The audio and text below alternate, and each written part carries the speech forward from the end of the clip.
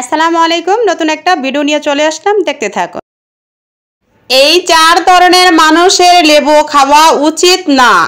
1. Gastric ulcer রোগীরা।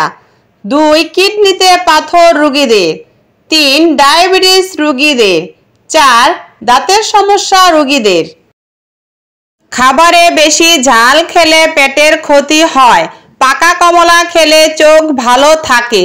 গরম দুধে মধু মিশিয়ে খেলে ঘুম ভালো হয়। নিয়মিত কাঁচা পেঁপে খেলে হজম শক্তি বাড়ে। দুধ ও কলা একসাথে খেলে শরীরে যা ঘটে: 1. ক্যালসিয়ামের অভাব দূর হয়। 2. শক্তি বাড়ে। 3. জয়েন্টে ব্যথা কমে। 4. হজম হয়। 5. রক্তশূন্যতা দূর হয়। লাউ শাক রক্তচাপ নিয়ন্ত্রণে সাহায্য করে। কুলেখাড়া শাক প্রস্রাবের সমস্যা দূর করে, মূত্রনালী প্রদাহ ও জ্বালাপোড়া কমায়।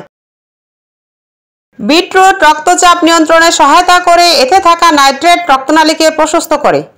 কিডনি ভালো থাকবে যে 5টি খাবার খেলে: 1. লাল চালের ভাত কিডনির জন্য উপকারী। 2. ধনিয়া পাতার রস কিডনি পরিষ্কার করে। 3. লাউ খেলে কিডনি সুস্থ থাকে। 4. নিয়মিত আপেল খেলে কিডনি ভালো থাকে। 5. কাঁচা হলুদ কিডনির প্রদাহ দূর করে। দীর্ঘদিন সুস্থভাবে বাঁচতে এই 6টি অভ্যাস মেনে চলতে হবে। নাম্বার 1. কচু শাক খাবেন, এতে রক্ত পাতলা ও পরিষ্কার হবে। 2. দেশি ফলমূল বেশি বেশি খাবেন। 3. ভাত কম খাবেন। 4. প্রতিদিন অল্প হলেও দুধ খাওয়ার অভ্যাস করুন। 5. পরিশ্রম বা ব্যায়াম করবেন যাতে শরীর থেকে ঘাম বের হয়। 6. পানি খাবেন প্রচুর পরিমাণে। বরবটির 3টি উপকারিতা: 1. হাড়ের শক্তি বৃদ্ধি করে। 2. কোলেস্টেরল নিয়ন্ত্রণ রাখতে সাহায্য করে। 3. হজম শক্তি বৃদ্ধি করে। ভিটামিনের অভাব দূর করতে নিয়মিত সজনে পাতা খান। মুখে রুচি বাড়াতে আমলকি খান। শরীরে তাজা রক্ত তৈরি করতে বিটরুট খান। সুস্থ থাকতে আখরোট খান। মেরুদণ্ডে ব্যথা দূর করতে আঙ্গুর খান। মাত্র 1 সপ্তাহ চিয়া সিড খেলেই দেখুন কি হয়। 1. বার্ধক্য কমায়। 2. ওজন কমায়। 3. হার্ট সুস্থ রাখে। 4. হাড় মজবুত করে। 5. শর্করা নিয়ন্ত্রণ করে। ট্যাবলেটে নয়, রসুনই মেলে আসল শক্তি।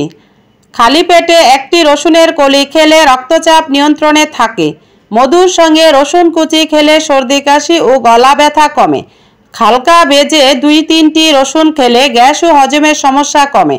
দুধে রসুন সিদ্ধ করে খেলে জয়েন্ট ও হাঁটুর ব্যথা কমে।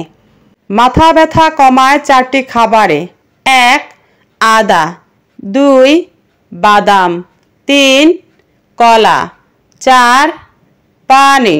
ভিডিওটা যদি একটু ভালো লাগে থাকে তাহলে লাইক, কমেন্ট, শেয়ার দিয়ে সবার মাঝে ছড়িয়ে দেবেন এবং সবাইকে দেখার সুযোগ করে দিবেন। আল্লাহ হাফেজ। আসসালামু আলাইকুম।